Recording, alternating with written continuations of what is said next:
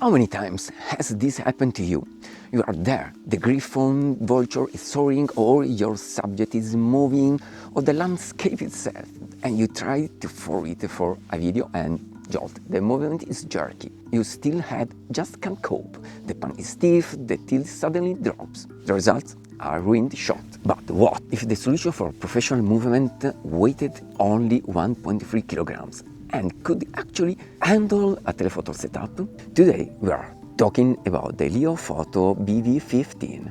Hello everyone and welcome back to Nature Photography Gear. As I mentioned in the field, today we are analyzing the Leofoto BV15, a professional fluid video head. I also made a video review, but you can watch it clicking the link above. Before we start, if you haven't already, please subscribe to support my work creating content for nature photographers, especially Sony shooters. Thank you to everyone who's been following along. Your support means everything and keeps me motivated. Now, let's dive in. This won't be just a list of specs. Today we look at the best way to set it up, but most importantly, we'll do the test many of you have asked for. Can it truly counterbalance a heavy setup like my Sony Alpha 1 with its battery grip and the 200-600mm lens?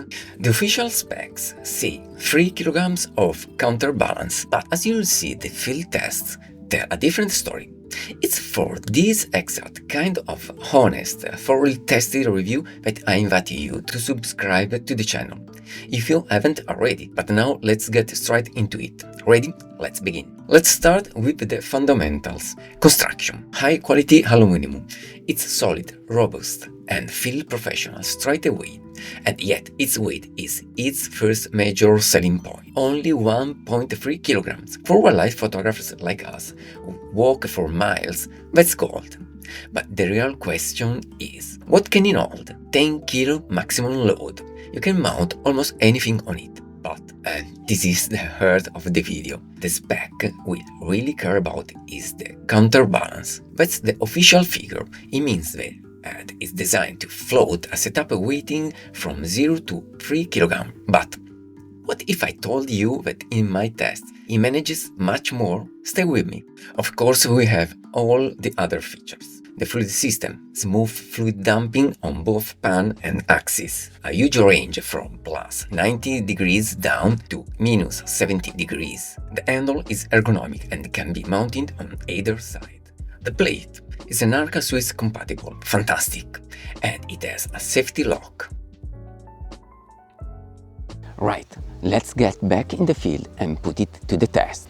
Step 1. Mount the Arca Swiss plate on the camera. Step 2. Slide the camera on, tilt damping set to 0. Step 3. The counterbalance. I start turning the knob until, there we go.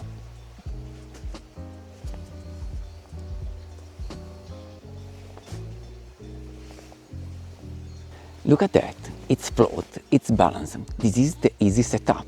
Now the test you have all been waiting for, my wildlife setup.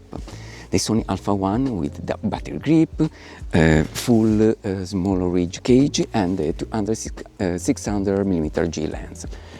A rig that it's comfortably over 3 kilograms. On paper the counterbalance spring shouldn't be able to handle it.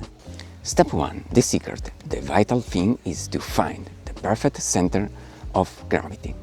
I slide the Arca Swiss plate on the head until the entire group is almost balancing on its own, with zero damping. Step 2. The counterbalance. Now, starting from 0, I begin to tighten the compression spring knob, the counterbalance. I increase it, and look at this. I haven't reached the maximum setting, the spring isn't fully compressed. Step 3. The result. Perfectly balanced, it floats. This changes everything. It means the 3 kilograms figure is extremely conservative. By finding the exact center of gravity, the internal spring can handle significantly heavier loads. Now I can add just a minimum of fluid damping for thickness, and the movements are incredibly smooth.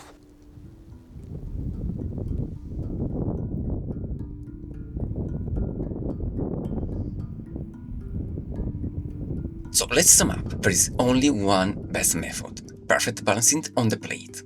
If your setup is under 3 kilograms, it's very easy.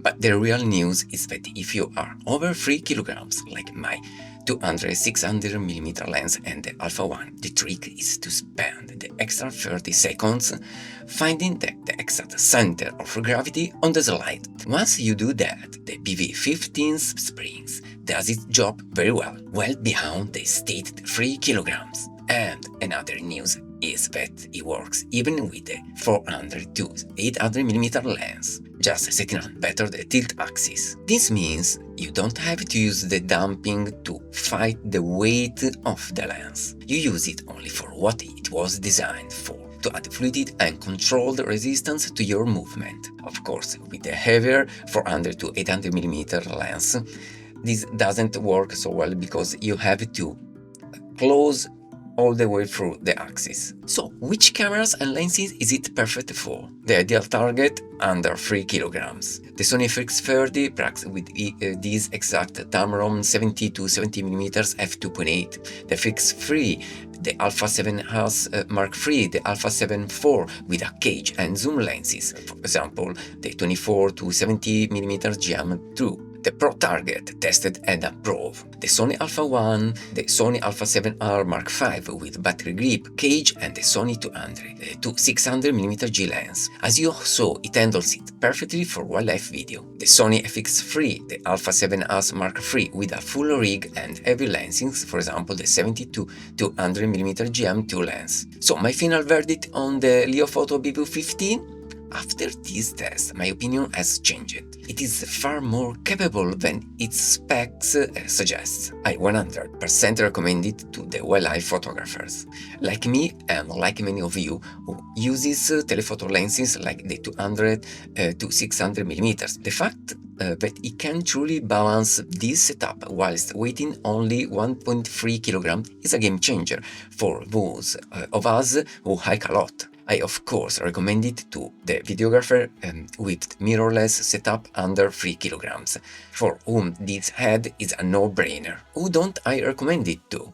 Honestly, only to people using truly heavy cinema rigs over 5 or 6 kg, or prime super telephoto lenses like the 600mm f4. For the entire Sony mirrorless world, from the FX30 to the Alpha 1 with the 200-600mm, this head is astonishing for its price and weight. I hope this in-depth test was useful. As always, if you have questions or if you have also tried it with heavy setup, let me know down in the comments. If you enjoy these field reviews and tutorials, please support the channel. Subscribe and hit the notification bell so you don't miss the next video. Thanks for watching, I see you in the field. Cheers!